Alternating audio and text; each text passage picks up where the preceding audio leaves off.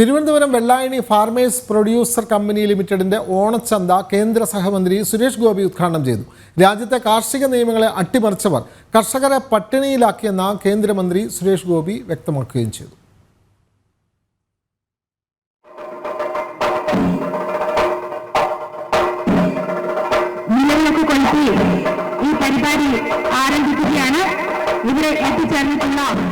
Vellayani farmers producer company ലിമിറ്റഡിന്റെ നേതൃത്വത്തിൽ ശാന്തിവിളയിൽ ആരംഭിച്ച ഓണച്ചന്തയുടെ ഉദ്ഘാടനം കേന്ദ്രമന്ത്രി സുരേഷ് ഗോപി നിർവഹിച്ചു. കർഷകരെ സഹായിക്കാനുള്ള കാർഷിക നിയമങ്ങളെ ചിലർ ബോധപൂർവം അട്ടിമറിച്ചെന്നും കർഷകരെ വഴിയാധാരമാക്കിയെന്നും സുരേഷ് ഗോപി പറഞ്ഞു. ഇപ്പോ കാർഷിക നിയമങ്ങളെല്ലാം തച്ചുടച്ച മഹാന്മാരൊക്കെ എവിടെയാണ്? പൈനാപ്പിളും തിന്ന് റോഡിൽ കിടന്നാൽ മതിയോ?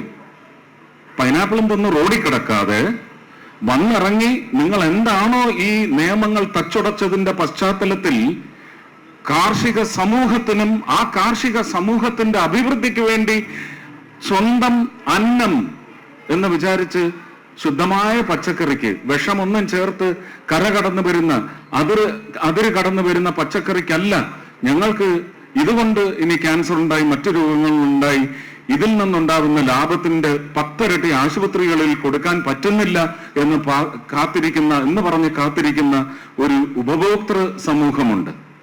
അവരാ കർഷകനെ ദൈവമായി കാണുന്നുണ്ടെങ്കിൽ നിങ്ങൾ ആ കർഷകനെ കഴുത്ത് ഞെരിച്ച് കൊന്നിരിക്കുകയാണ് ആ 3 കാർഷിക നിയമങ്ങൾ തച്ചുടച്ചത് വഴി.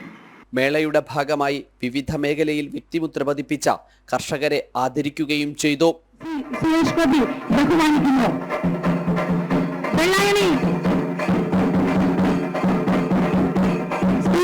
വിപണന സാധ്യത കണ്ടെത്തിയത്